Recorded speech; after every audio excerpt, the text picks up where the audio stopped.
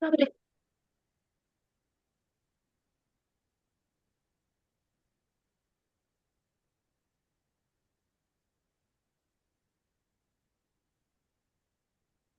Yang keempat ada Business Intelligence atau BI and Analytics. Perusahaan menggunakan solusi Business Intelligence untuk mengetahui pernyataan apa yang harus diajukan dan menemukan jawabannya menurut The Data Warehousing Institute atau TDWI. Dan Business Intelligence Journal, BI, menggabungkan data, teknologi, analitik, dan pengetahuan manusia untuk mengoptimalkan keputusan bisnis dan pada akhirnya mendorong kesuksesan perusahaan. Program BI biasanya mengombinasikan enterprise data warehouse dan platform atau perangkat BI untuk mengubah data menjadi informasi bisnis yang dapat digunakan dan ditindaklanjuti. Lalu BI mengubah data menjadi keputusan. Sistem BI tidak hanya digunakan dalam manajemen operasional divisi dan proses bisnis, tetapi juga untuk mendukung pengambilan keputusan strategis di tingkat korporat.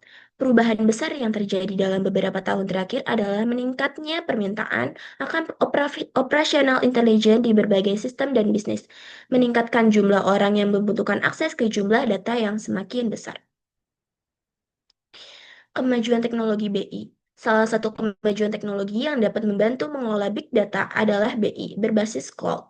BI dapat dihosting pada public cloud atau private cloud. Dengan public cloud, penyedia layanan menghost data dan atau perangkat lunak yang diakses melalui koneksi internet. Untuk private cloud, perusahaan menghost data dan perangkat lunak sendiri tetapi tetap menggunakan teknologi berbasis cloud. Untuk BI berbasis cloud, opsi populer yang ditawarkan oleh semakin banyak vendor alat BI adalah Software as a Service atau SaaS. Misalnya MicroStrategy menawarkan MicroStrategy Cloud yang memungkinkan penerapan cepat dengan resiko dan biaya proyek yang lebih rendah. BI berbasis cloud bisa menjadi opsi cerdas bagi semua perusahaan karena cloud baik digunakan untuk mengembangkan proof of concept terhadap perangkat lunak atau perangkat keras vendor sebelum melakukan investasi finansial yang lebih besar. Contoh studi kasusnya, Office Depot, sebuah pemasok produk perkantoran, menerapkan inisiatif BI untuk menstandarkan data yang digunakan dalam pengambilan keputusan. Pada tahun 2011, perusahaan memiliki data warehouse global sebesar 20 TB atau terabyte yang mengintegrasikan data dari seluruh area fungsional. Bahasa yang sama meningkatkan komunikasi. Sebelum menerapkan data warehouse dan BI, Departemen Keuangan harus menyusun data dari berbagai sistem informasi. Kini semua data mereka berada dalam satu repositori, memungkinkan komunikasi yang lebih jelas mengenai isu profitabilitas produk. Intelijen yang lebih baik meningkatkan margin keuntungan. Analis dan manajer bisnis meningkatkan profitabilitas dengan mengalihkan fokus ke mesin fotokopi berwarna serta segera mengoreksi diskon harga yang berlebihan di beberapa lokasi.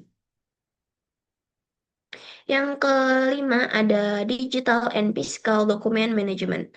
Semua perusahaan membuat catatan bisnis, yaitu dokumen yang mencatat transaksi bisnis seperti kontrak, penelitian dan pengembangan, dan lain sebagainya.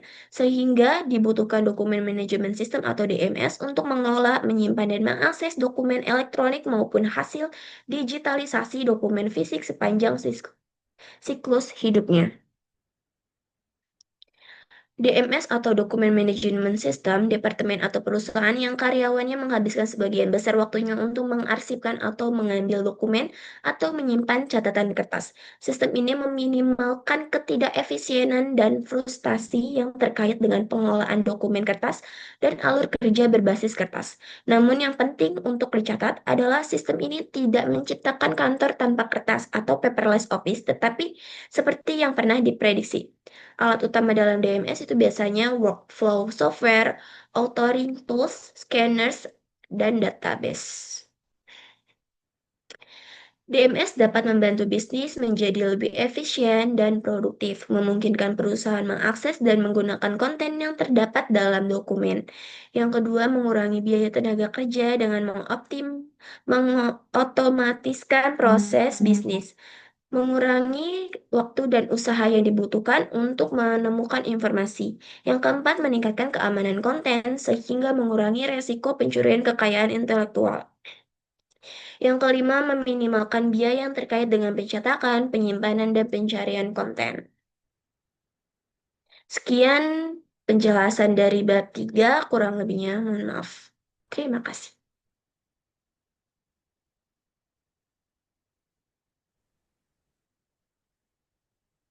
Assalamualaikum warahmatullahi wabarakatuh. Selamat pagi Pak Toro dan teman-teman. Perkenalkan, nama saya Saskia Fauzia. Hari ini akan mempresentasikan hasil diskusi saya dengan fokus 4 tentang Networks, Collaboration, and Sustainable. Boleh lanjut? Jadi, ini anggota tim diskusi fokus 4, ada Kayla, ada saya, Saskia Fauzia, dan ada Raina, lalu ada Hastin. Lanjut. Yang pertama itu ada bisnis IT Networks and Components. Jaringan dan komponen IT bisnis berkecepatan tinggi adalah fondasi bisnis modern, memungkinkan operasi yang lebih efisien dan inovasi seperti komunikasi machine to machine or M2M. Dalam M2M, sensor mengirim data untuk memicu tindakan otomatis. Peningkatan pesat permintaan untuk jaringan berkapasitas tinggi atau broadband didorong oleh teknologi seperti VoIP. Dalam dekade mendatang, diperkirakan ada 1 triliun sensor yang digunakan secara global, yang akan menghasilkan data besar dan mendorong efisiensi seperti dalam manajemen lalu lintas pintar dan jaringan listrik. Lalu, selanjutnya, Selanjutnya ada fungsi jaringan bisnis, yaitu untuk mendukung 5 fungsi utama, seperti komunikasi, mobilitas, kolaborasi tim, dan hubungan dengan pihak eksternal, serta pencarian data internal. Komponen teknis ada 3. Yang pertama, Internet Protocol atau IP, yaitu alamat unik untuk setiap perangkat. Yang kedua, ada switch untuk menghubungkan perangkat dalam satu jaringan lokal. Dan yang terakhir, ada router untuk menghubungkan jaringan yang berbeda dan mengarahkan data ke jalur terbaik. Lalu ada transmisi dan QoS. Yang pertama yaitu packet switching adalah cara efisien untuk mengirim data digital dalam paket-paket kecil. Lalu, Quality of Service atau QoS adalah teknologi untuk mengelola lalu lintas jaringan. Ini memungkinkan prioritas bagi data sensitif seperti suara dan video, dan pembatasan bagi data lain. Lalu yang terakhir ada bandwidth untuk mengukur kecepatan transmisi data. Sementara protokol adalah aturan yang mengatur komunikasi antar perangkat. Sebab selanjutnya adalah wireless network application and mobile infrastructure. Teknologi jaringan nirkabel, khususnya Wi-Fi and broadband seluler 3G, 4G, dan 5G, telah menjadi dasar dari infrastruktur mobil modern. Infrastruktur ini memungkinkan pengiriman data berkecepatan tinggi, komunikasi suara, video, dan integrasi dengan aplikasi bisnis, serta mendukung berbagai aplikasi mulai dari pembayaran elektronik, mobile banking, email kolaborasi, akses hasil X-ray, hingga penginputan data pasien via mobile sehingga orang dapat bekerja, berbelanja, dan mengakses informasi kapan saja dan di mana saja. Lalu ada generasi jaringan mobile dari tahun ke tahun. Yang pertama ada 2G atau second generation. Fokus utamanya adalah pada layanan suara. Lalu 3G, third generation, yaitu membawa kemampuan internet meski dengan kecepatan terbatas. Lalu upgrade ke 4G atau LTE, long term evolution, memberikan broadband kecepatan tinggi, memungkinkan streaming video, aplikasi cloud, dan konversi video. Yang terakhir, 5G or 5th generation mendukung kecepatan gigabyte, latensi rendah, serta miliaran perangkat Internet of Things or IoT. Namun, ada tantangan besar yang harus dihadapi, seperti keamanan data yang rentang disadap, tingginya biaya pembangunan infrastruktur, kapasitas jaringan yang terbatas karena lonjakan konsumsi data, perbedaan standar teknologi antar negara, dan kesenjangan akses antar kota dan desa. Next, subbab selanjutnya yaitu Network Management and Search. Manajemen jaringan adalah proses untuk mengoperasikan, memelihara, dan mengamankan jaringan komputer agar dapat berfungsi dengan baik dan efisien. Ada 4 aspek utama yang harus diperhatikan dalam manajemen jaringan. Pertama adalah ketersediaan, yaitu memastikan jaringan selalu siap digunakan dengan waktu henti yang minimal. Kedua, ada keamanan. Yang ketiga adalah kinerja yang menuntut agar layanan jaringan tetap cepat, stabil, dan memiliki bandwidth yang cukup untuk mendukung aplikasi bisnis. Yang terakhir dan keempat adalah skalabilitas, yaitu kemampuan infrastruktur jaringan untuk berkembang mengikuti kebutuhan pengguna aplikasi baru. Tugas utama manajemen jaringan meliputi pemantauan lalu lintas dan perangkat pengaturan konfigurasi sesuai kebijakan organisasi. Penanganan kesalahan dengan cepat, pengelolaan kinerja agar kualitas layanan terjaga, serta penguatan keamanan melalui kontrol akses dan deteksi serangan. Next. Sebab selanjutnya ada collaboration and communication technologies. Kolaborasi memberikan dampak besar terhadap kinerja perusahaan di seluruh dunia. Perusahaan sukses lebih sering menggunakan rapat online dibandingkan perusahaan yang belum sukses. Media tradisional email, video conferencing, fax and text atau SMS. Lalu ada media baru web 2.0, blogs, podcast, RSS, wikis, VoIP, web meetings, and torrents untuk berbagi file besar. Hampir semua bentuk media akan berpindah dan menyatu konvergen ke dalam jaringan data berbasis IP, Internet Protocol. Kolaborasi adalah komponen besar dari Web 2.0, yaitu memanfaatkan pengetahuan dan kerja banyak orang secara bersama-sama. Contohnya yaitu Wiki. Next. Lalu, sebab selanjutnya ada sustainability and ethical issues. Masalah yang dihadapi yaitu pengguna perangkat mobile, Android, iPhone, dan lain-lain secara intensif telah meningkatkan konsumsi data dan energi secara signifikan yang berdampak negatif terhadap lingkungan. Energi yang digunakan yaitu pusat data, menara seluler, stasiun pemancar, dan pengisian data berangkat. Dampaknya, kerusakan lingkungan dan emisi karbon meningkat. Fakta penting yaitu teknologi komunikasi menyumbang 2% emisi karbon, diperkirakan akan meningkat 2 kali lipat karena permintaan layanan berkapasitas tinggi. Solusinya yaitu perusahaan menerapkan inisiatif ramah lingkungan dengan tujuan efisiensi energi, jejak karbon lebih kecil, dan berkelanjutan lingkungan. Selanjutnya, ada pendekatan teknologi, yaitu dengan penyediaan layanan dan perusahaan perlu transisi ke jaringan generasi berikutnya, seperti berbasis All IP, dioptimalkan dan dapat diskalakan, dan lebih cerdas, aman, efisien, dan hemat biaya. Lalu ada contoh solusi hingga leverage network atau HLN dengan menggunakan lebih sedikit perangkat untuk lebih banyak fungsi, hemat sumber daya karena sistem ramah lingkungan, dan mengurangi total cost of ownership or TCO. Selanjutnya, jadi kesimpulannya yaitu jaringan kolaborasi dan berkelanjutan menjadi kunci utama bagi para perusahaan dalam menerjang kemajuan era saat ini. Penggunaan alat komunikasi modern terbukti lebih efisien bagi perusahaan untuk berkolaborasi dan menghasilkan performa perusahaan yang unggul. Teknologi jaringan tidak hanya menghubungkan orang dan sistem, tetapi juga mendukung informasi digital menuju operasi yang lebih hijau dan etis. Sekian presentasi dari saya, kurang lebihnya mohon maaf. Wassalamualaikum warahmatullahi wabarakatuh. Selamat pagi buat Pak Toro dan juga teman-teman. Perkenalkan nama saya Adelina Pangaribuan. Di sini saya akan membahas tentang Cyber Security, Compliance, and Business Continuity. Fokus 5. Next.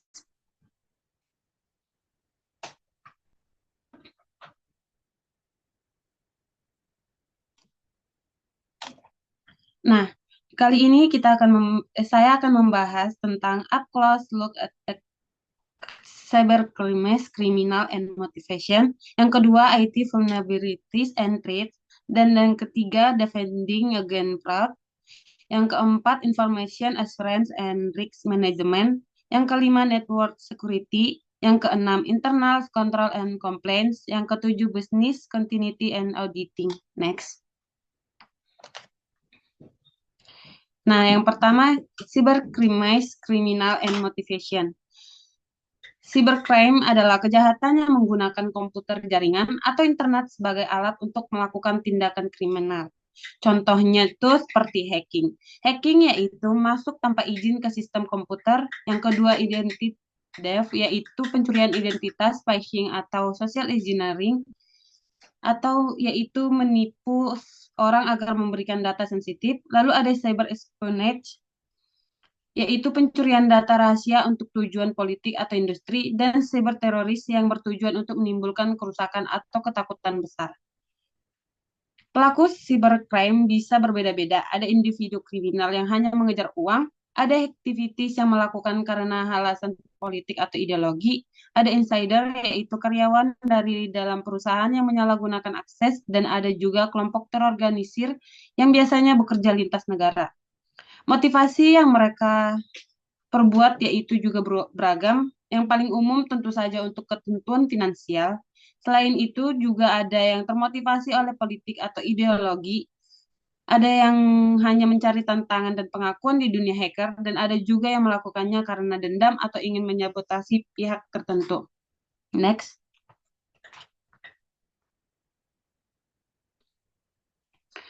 Nah, 5.2 itu kita akan membahas IT vulnerabilities dan threats.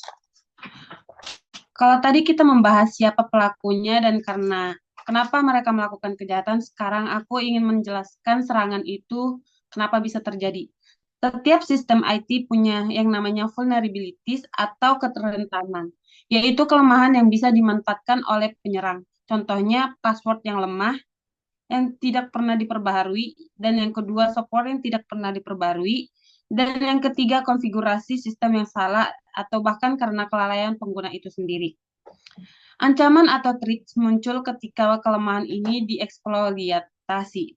Bentuknya bisa bermacam-macam, malware seperti virus, worm, trojan, atau ransomware, serangan DOS atau DDoS yang membuat layanan yang tidak bisa digunakan. Phishing atau spear phishing yang menipu pengguna lewat email atau website palsu. Man in the middle attack yaitu menyadap komunikasi, dan SQL injection yang menyerang kelemahan pada aplikasi web. Sumber ancaman ini bisa datang dari internal maupun eksternal. Internal biasanya berasal dari karyawan yang lalai atau sengaja berkhianat, sedangkan eksternal bisa berasal dari hacker, pesaing bisnis, kelompok kriminal, atau bahkan negara lain. Dampak dari ancaman ini sangat serius, bisa berupa kehilangan data, kerugian finansial, reputasi organisasi yang rusak, hingga berhentinya operasional bisnis. Next. Yang ketiga yaitu defending against fraud. Kejahatan umumnya dibagi dua berdasarkan taktik pelakunya, yaitu violent dan non-violent. Fraud atau penipuan adalah kejahatan dan kekerasan. Karena alih-alih menggunakan senjata, pelaku menggunakan penipuan, rasa percaya, dan tipu daya yang termasuk dalam social engineering. Insider fraud atau penipuan dari orang dalam.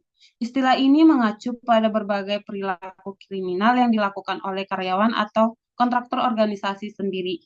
Contohnya penyalahgunaan aset perusahaan untuk keuntungan pribadi.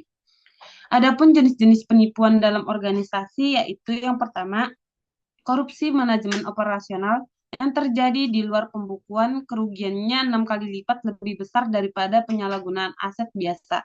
Yang kedua, benturan kepentingan. Misalnya membocorkan penawaran kompetitor sering terkait dengan suap. Dan yang ketiga, suap.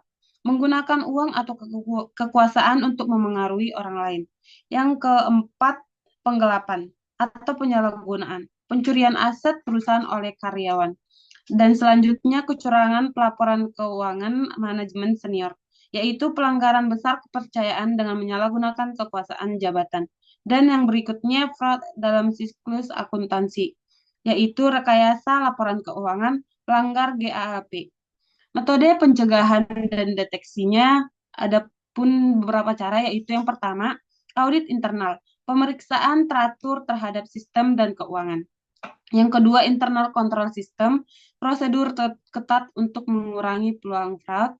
Yang ketiga, forensic investigation, penyelidikan detail tapi mahal, sering hanya dilakukan kalau kerugian besar. Yang selanjutnya, persepsi, deteksi, dan kehukuman, atau perception of detection dan punishment. Dan selanjutnya, pegawai harus percaya bahwa setiap tindakan mereka bisa terdeteksi. Dan terakhir, ancaman hukuman jelas atau efek pencegahan lebih kuat. Next. Yang keempat yaitu information assurance and risk management. Tujuan utama dari praktik manajemen keamanan TI adalah melindungi seluruh komponen sistem informasi. Strategi pertahanannya atau defense strategi. Strategi bertahan dan kontrol yang dipilih bergantung pada apa yang perlu dilindungi dan hasil analisis biaya manfaat. Perusahaan tidak boleh underinvest atau kurang berinvestasi atau rawan, maupun overinvest terlalu banyak sama dengan boros. Regulator seperti SEC dan FTC menjatuhkan denda besar atas kebocoran data untuk mencegah perusahaan underinvest dalam perlindungan data. Pencegahan dan yang dapat dilakukan yaitu yang pertama, kontrol yang dirancang dengan baik bisa mencegah kesalahan, menghalangi serangan, dan menolak akses di data. Yang kedua, deteksi. Semakin cepat serangan terdeteksi, semakin mudah ditangani, dan kerugian bisa diminimalkan, bisa dilakukan dengan software diagnosis. Yang ketiga, mengendalikan kerusakan atau membatasi kerugian setelah masalah terjadi. Contoh tambahan implementasi yaitu audit trail dan anomaly detection dengan data warehouse. Yang kedua, proteksi dari pencurian identitas dengan enskripsi data pribadi. Yang ketiga, keamanan endpoint. Perangkat seperti USB smartphone harus terenkripsi. Yang terakhir, kontrol administratif. Mencabut akses segera setelah karyawan resign. Audit berkala loyalitas karyawan. Next.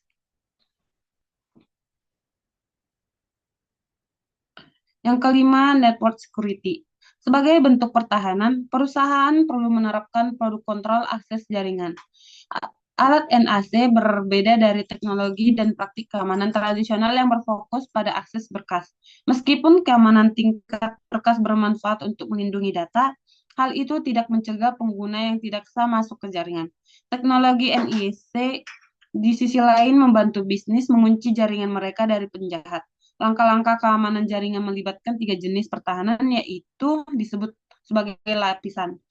Lapisan pertama yaitu perimeter security, bertujuan mencegah orang atau sistem yang tidak berhak masuk dan mencegah penyalahgunaan setelah masuk. Perusahaan modern menambahkan Network Access Control atau NAC agar perangkat yang tidak memenuhi standar keamanan tidak bisa tersambung sejak awal. Berbeda dari kontrol lama yang fokus ke akses file, NAC memblokir di pintu jaringan, memeriksa identitas perangkat, kepatuhan patch atau antivirus, lalu baru memberi alamat jaringan. Pertahanan dibangun berlapis. Lapis perimeter mengendalikan arus lalu lintas melalui firewall, antivirus, VPN, dan proteksi DOS. Perimeter menegakkan kebijakan siapa yang boleh lewat dan protokol apa yang diizinkan. Lapisan yang kedua atau authentication, memastikan siapa yang mengakses, password saja lemah karena mudah ditebak, dicuri, atau dipakai ulang. Organisasi menguatkannya dengan 2 faktor atau multifaktor seperti OTP, token biometrik, atau sertifikat PKI. Sering dibungkus sebagai single sign-on agar tetap nyaman digunakan. Saat merancang kontrol, tanyakan pada 3 hal. Siapa penggunanya, di mana mereka berada, dan apa yang ingin diakses. Jawaban ini menentukan level autentifikasi yang layak. Layer ketiga, authorization. Otorisasi menentukan apa yang boleh dilakukan setelah identitas sah. Prinsip utamanya, last prevalence and separation of duties. Implementasi berupa izin per peran atau kelompok, direktori, pengaturan folder dan sistem, serta pencatatan aktivitas administrasi. Audit laku wajib aktif supaya pelanggaran bisa ditelusuri. Next.